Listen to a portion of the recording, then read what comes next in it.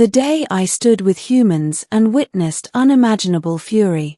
I never believed the rumors about humans. When my people, the Othran, first joined the Galactic Council, we heard the stories whispered in the starports, legends of Earth, the Death World, where evolution demanded cruelty and survival shaped monsters. Traders spoke of oceans that birthed predators with teeth like blades, storms that swallowed cities, deserts that cooked flesh from bone. And the humans, they said, were forged in that crucible. I dismissed it as hyperbole. Every species likes to imagine itself special. Then came the day I stood with humans. And I saw what those whispers had been warning us about. The siege of Arelon. Arelon was supposed to be safe.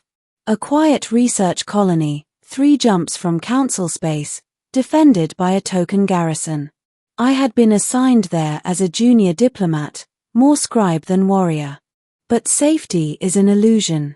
The Krak horde arrived in the night, hulking insectoid marauders with serrated limbs and endless numbers. They descended like locusts, stripping settlements bare, dragging colonists into ships for slaughter or worse. The garrison fell within hours.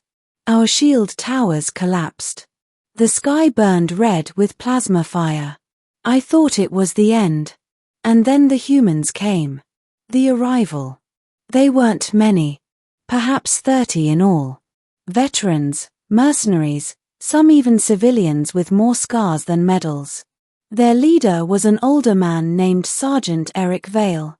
His hair was silver, his left arm replaced by a crude prosthetic, but his eyes, gods, his eyes burned like twin suns. They moved differently than any soldiers I'd seen. Not with formation-perfect steps, but with a predator's ease, every motion precise and unhurried, like they had already survived this battle 100 times in their minds. The colonists whispered, deathworlders. Real humans. Even the Krak hesitated when the humans strode into the ruined square, weapons clutched with casual familiarity. The fury unleashed. It began with silence. The kind that presses into your skull, heavier than sound. Then, in a blur, the humans moved. I will never forget that moment. The Krak came in waves, armored carapaces glistening, mandibles screeching. Each one stood taller than a human, stronger, faster. In theory, we should have been overrun. But theories crumble against reality. The humans didn't retreat. They advanced. Vale's rifle barked thunder, dropping insectoids with each burst. A woman beside him wielded a shotgun that shredded chitin like paper. Another hurled incendiary charges with laughter on her lips, as though chaos was an old friend.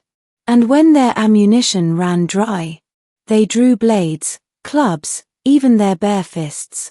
I saw a human woman tackle a Krak warrior twice her size, driving a combat knife between its mandibles. I saw a man tear a plasma rifle from alien claws and smash it down until skull fragments splattered across the ground. Blood, red and green, soaked the earth. Smoke painted the air. And through it all, the humans roared. Not screams of fear. Not cries of despair. But battle cries. A fury so raw, so primal, it made my frills flatten against my skull. Witness. I hid at first, clutching my datapad like it could shield me from reality. But as the battle raged, I couldn't look away. The humans fought like storms given flesh. Where my people would break formation, they adapted. Where others would surrender, they pushed harder. Wounds that would fell an Othran barely slowed them. I saw one human shot clean through the shoulder, yet he gritted his teeth, tied it with his own belt, and charged again, laughter bubbling past the blood. "Is this all you've got?" he shouted, voice hoarse but unbroken. It wasn't courage as I understood it. It wasn't discipline. It was something older, deeper, like they carried the wrath of their world inside them, a fury honed through millennia of survival. I realized then why the galaxy feared them. Not because humans sought war, but because when war found them, they became something unstoppable. The turning point. The Krak brought their war beast next, a towering juggernaut with armored limbs thicker than trees. Plasma cannons lined its back. It had broken cities before. I thought it was over. The beast charged, earth trembling beneath its mass. Even the humans faltered, scattering for cover as plasma fire turned buildings to ash. But Sergeant Vale didn't run. He strode forward, prosthetic arm gripping a rocket launcher scavenged from a fallen soldier. His face was calm, eyes unblinking.